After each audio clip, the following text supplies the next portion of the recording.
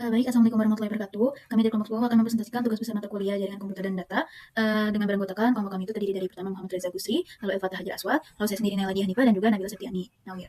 Nah, pada proyek ini kami merancang sebuah jaringan perusahaan menggunakan Cisco Packet Tracker dengan menerapkan metode FLSM untuk pengalamatan IP, routing dinamis, RIP versi 2, serta layanan DNS dan web server agar seluruh divisi dapat saling terhubung.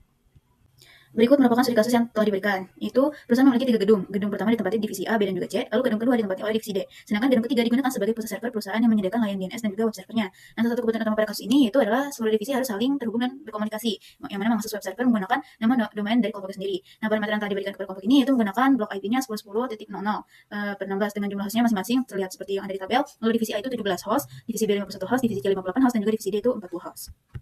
Nah, ini merupakan topologi jaringan yang telah kami buat. Pada gedung 1 terdapat 3 divisi, yaitu divisi A, B, dan C yang sudah saya jelaskan sebelumnya. Masing-masing divisi terhubung ke satu switch. Kemudian seluruh switch-nya terhubung ke router 1. Lalu gedung kedua berisi divisi D kan yang terhubung ke router 2. Selanjutnya router 1 dan juga router 2 dihubungkan ke router 3 yang berada di gedung 3 sebagai pusat jaringan. Nah, di gedung 3 ini juga terdapat server yang menjalankan layanan DNS dan juga web server sehingga seluruh divisi dapat mengakses website menggunakan nama domain, bukan hanya alamat IP aja. Nah, dengan topologi ini komunikasi antar gedung dapat dilakukan melalui routing, sedangkan layanan server dipusatkan agar lebih mudah dikelola. Nah, setelah topologi selesai dirancang, langkah berikutnya adalah menentukan pembagian alamat IP menggunakan metode variable length subnet mask atau FLSM. Nah, metode ini dipilih karena mampu mengalokasikan alamat IP sesuai kebutuhan masing-masing jaringan sehingga lebih efisien. Nah, perhitungannya dimulai dengan mengurutkan jumlah host dari yang terbesar hingga yang terkecil. Lalu untuk divisi C membutuhkan sekitar 58 host kan, sehingga menggunakan subnetnya itu per 26 dengan kapasitasnya itu 62 host usable. Lalu untuk divisi D dan juga divisi B, dia akan membutuhkan kalau divisi B 51, divisi D itu 40, sehingga kedua hostnya itu menggunakan subnetnya 26. Sementara untuk divisi A sendiri hanya membutuhkan 17 host sehingga cukup menggunakan subnet 27 aja. Nah, untuk jaringan server dan koneksi antar router digunakan subnet per 30 karena hanya membutuhkan 2 alamat host aktif.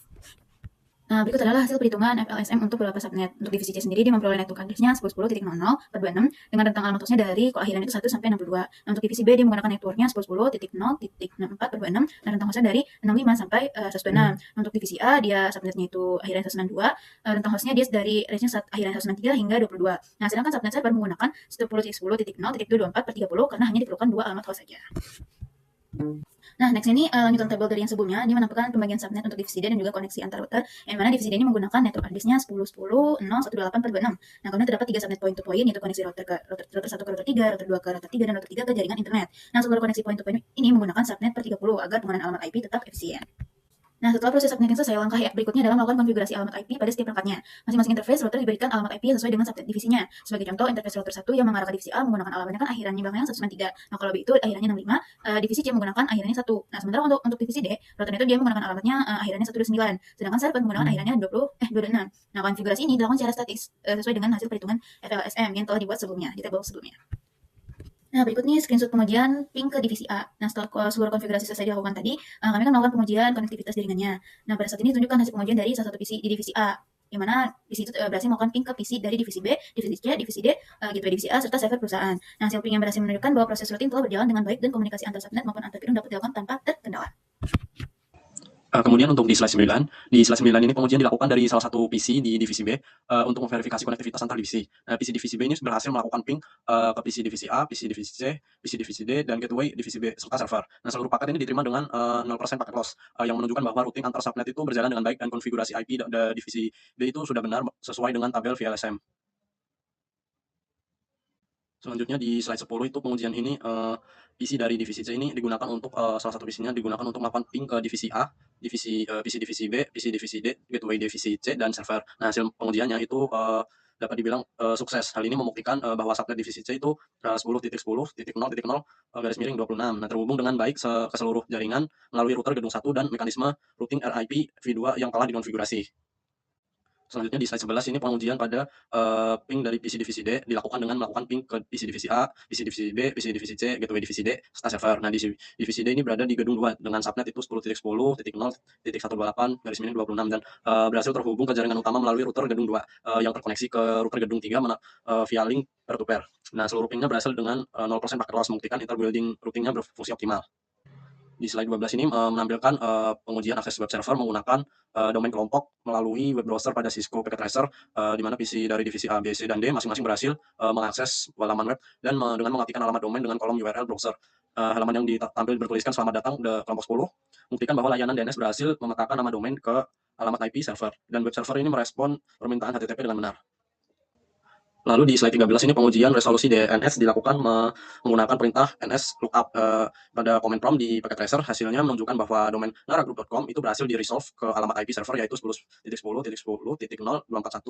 Nah, proses ini membuktikan bahwa DNS server yang berada di gedung 3 telah berhasil dikonfigurasi dengan benar dan mampu menjawab query DNS dari seluruh divisi sesuai dengan persyaratan bahwa semua divisi harus dapat mengakses web server menggunakan nama domain kelompok. Untuk di slide 14 ini routing table pada router gedung 1 itu ditampilkan menggunakan perintah show IP router.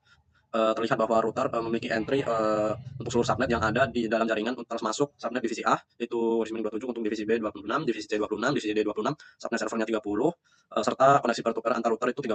Rute yang dipelajari melalui protokol RIPv2 itu ditandai dengan kode R. Nah, sementara rute yang terhubung langsung ditandai dengan kode C. Hal ini mengkonfirmasi bahwa RIPv2 itu berhasil mendistribusikan informasi routing ke seluruh jaringan. Kemudian untuk routing table gedung 2, routing table pada router gedung 2 ini menampilkan informasi rute yang diterima dari jaringan. Router ini secara langsung terhubung ke subnet divisi D, ya, kemudian dan subnet peer-to-peer R2 ke R3, kemudian rute menuju subnet-subnet lain seperti divisi A, B, C, dan server. Kemudian diperoleh secara dinamis itu melalui protokol RIPv2 dari router gedung 3. Nah, kondisi ini membuktikan bahwa komunikasi antar gedung telah berhasil dibangun melalui mekanisme dynamic routing.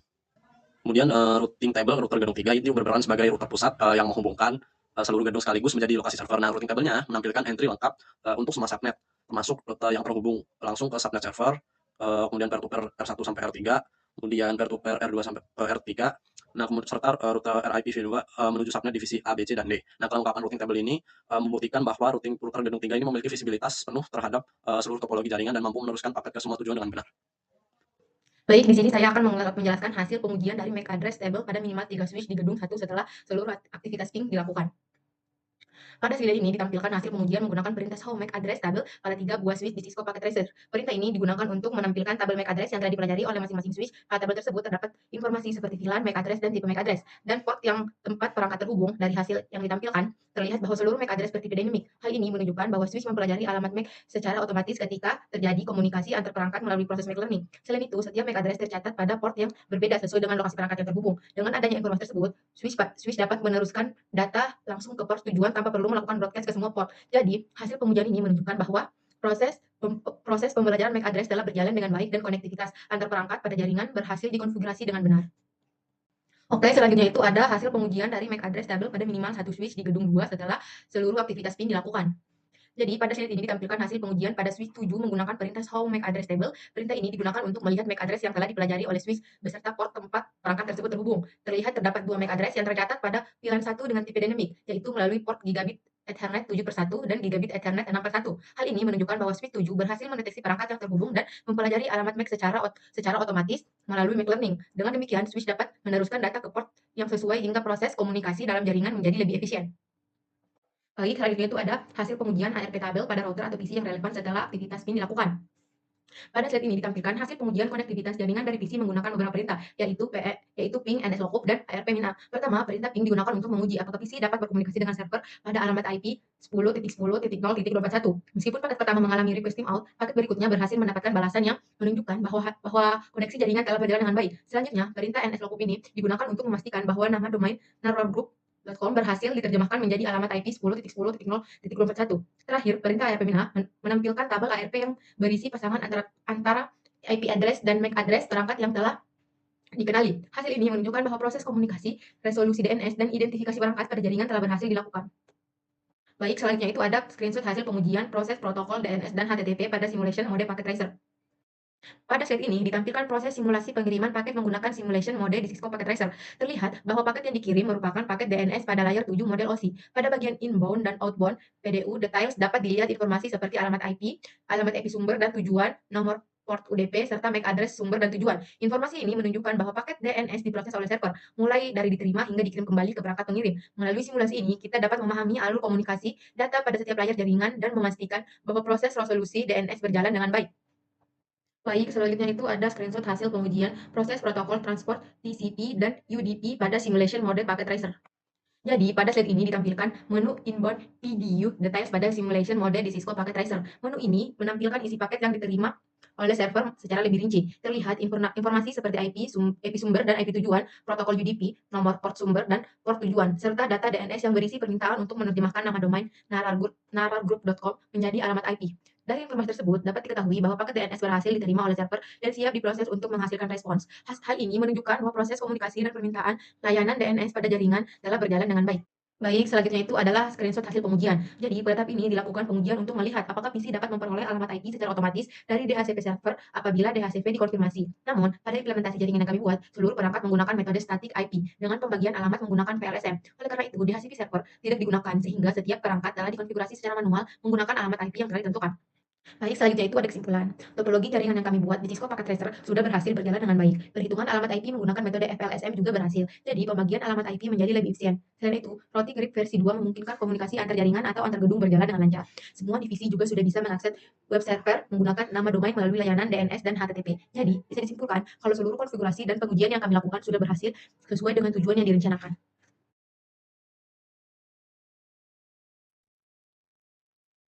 Perkenalkan, nama aku Muhammad Al-Qasir dengan NIM 1012 Di sini aku belum mempresentasikan hasil perancangan yang aku buat dengan Cisco Packet Tracker.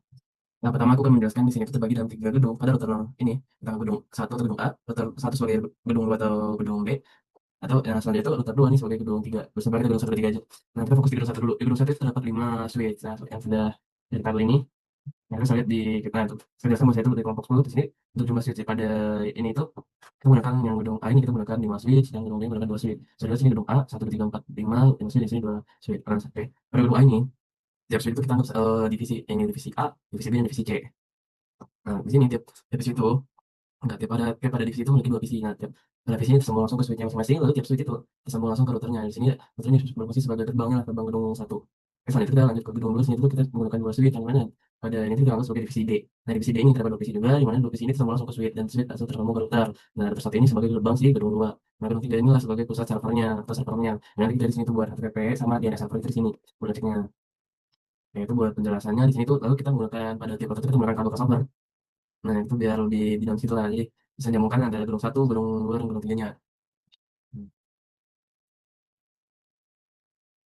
Oke, selanjutnya kita tuh kan masuk ke perhitungan FLSM-nya. Nah, di sini kita tuh kelompok semua menggunakan multi di FLSM, yang mana kan menggunakan blok IP kelas, yaitu 10.10.0.0, dan itu kita mempunyai berdasarkan kebutuhan hostnya, dari yang terbesar yang terkecil. Nah, di sini divisi D, itu kita menggunakan prefix 1 di 425, untuk divisi C menggunakan prefix 26, divisi B prefix 27, dan yang lain kita menggunakan prefix 28. Sedangkan untuk server ini kami menggunakan prefix itu 429, atau menggunakan, dan dalam router itu menggunakan 30. Oke, selanjutnya itu untuk implementasinya, mari kita tuh bisa lihat di konfigurasi IP-nya pada PC ini. Nah, di sini ini kita dapat bisa lihat bahwa IPv4 address itu kita menggunakan 10.10.0.26, untuk subnet masih itu 240 karena kita menggunakan prefix 28. Untuk level gateway-nya itu 10.10.0.25, dan untuk DNS servernya itu nanti kita tuh kan pakai 241 buat semua DNS servernya. Oke, selanjutnya itu kita mau coba ini routing table, mau lihat kita mau routing table sih, kita keluar aja. Jadi kita masuk command prompt, lalu kita buka kita coba ke router 2 dulu. Kita cek di sini. Router 2 ini kita coba mau lihat IP router kita. Langsung kita coba aja. Enable show IP. Nah, selanjutnya itu mari kita bedah dari jaringan ini. Di routing table ini kita tuh dapat monitor gedung 3 yang terlihat seperti terdapat baris-baris seperti yang diawali dengan huruf R. Nah, sini huruf R ini menandakan bahwa itu pusat telah berhasil kita pelajari. Pusat itu telah berhasil menjadi routing menuju gedung 1 dan gedung 2 secara dinamis. Karena kita menggunakan protokol RIP version 2. Lalu selanjutnya kita mau lihat di switch, kita mau ngecek ininya. Kita mau coba ngecek MAC address table di switch 2 ini pada gedung 1. Kita enter dulu, enable. Show MAC address table. Guys. Nah, kita beralih ke gedung 2, di mana itu ini adalah MAC address table pada switch di gedung 1. Tabel ini tuh membuktikan bahwa switch ini telah mempelajari physical address dari setiap PC, dan router yang terhubung ke portnya, sehingga pengiriman data di dalam satu yang bisa dikirim secara unicast, tidak lagi broadcast secara membabi buta gitu lah. Oke, selanjutnya itu kita buka di PC 0, kita cek PC 0. Hasilnya kita melihat RP-nya lah. Betul, sebenarnya. Nah, sebenarnya di awal ini kita dapat error atau baru si PC-nya itu lupa, atau karena baru diaktifin, atau kayak baru diakses, jadi dia masih belum mengingat. Jadi kita coba buat nge-ping, setelah nge-ping nanti kita cek lagi. Coba kita cek yang itu. Nah, sini kita bisa mengisi perintah payment itu. PC nanti akan menampilkan angka tabel di mana itu merupakan hasil dari proses ada solusi protokolnya, di mana PC berhasil memetakan IP address-nya. Itu tujuan seperti IP gateway dengan MAC address yang kerasnya, merek kerasnya. Oke, di sini.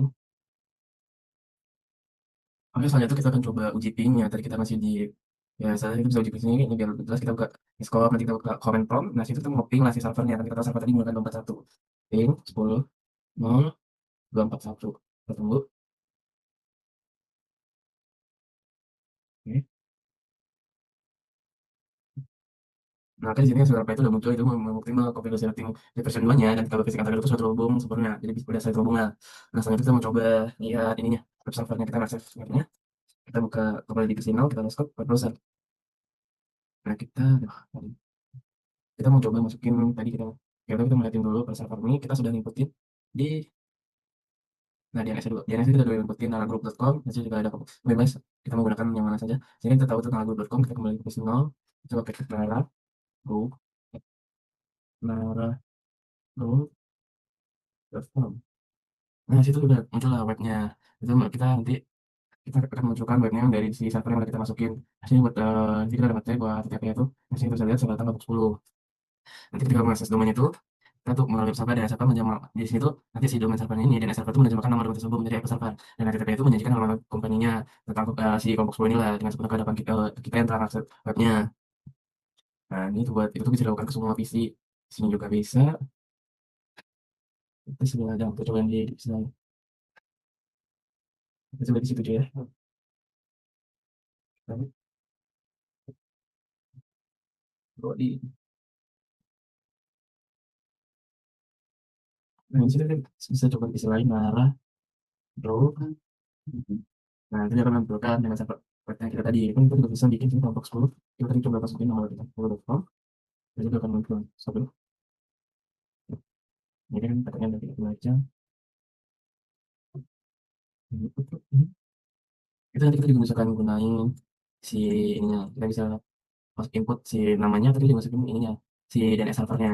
Nanti juga akan muncul ngarah ke web ini. Terus kita masukin aja web ini. Dengan DNS server. S0. Satu. Nanti juga menunjukkan webnya itu. Itu. Yes. Nah, soalnya kita kan bukan mode simulasi DNS, jadi kita mau ngetik DNS, ada lagi TCP, UDP, sama HTTP. Nanti kita mau lihat kayak pesan berlok itu aja. Jadi pertama, kita ada filternya, terus kita play, dan hmm, kalau kita mau biasanya, oke sabar, kita, tuh, nah kita sudah di sini, dia akan ngirim surat, itu buat ngecek gimana kerjanya si PC, atau gimana cara si ininya mengantarkannya gitu, gimana pesan itu bisa nyampe lah aja si PC ketika kita akses Nara Group, gimana cara kerjanya itu, jadi kan kita nanyain alamat dulu, ke si server, nanti dibagi lagi, pesan disebarin, nah seperti itu nantinya. Oke. Oke. Nah, mari. Sini tuh buat ngecek nih lah. Oh ya. Hmm, loading. Loading. Itu mau cek ininya sih. DNS ada tapi nah ini. Oh, kok bisa ya? Hmm. Bisa. Nah ini. Kita bisa lihat sini UDP-nya. Nanti kita lihat buat prioritas. Nanti ini sisi yang buat kita ngecek si DNS UDP-nya. Nanti terus web server yang jelas itu langsung ngirim katanya mereka bukan proses TCP 3-way untuk memastikan koneksi di layar 4 itu benar-benar anda atau aman gitu. Setelah yang situ barulah bisa mengirimkan paket HTTP request dan server merespon dengan HTTP reply berisi teks HTML yang tipe muncul terus yang kita lihat terus jalan dulu oleh browser PC lainnya. Nah, jadi kayak gitu terus buat inbound video terus cek di sini kemudian UDP.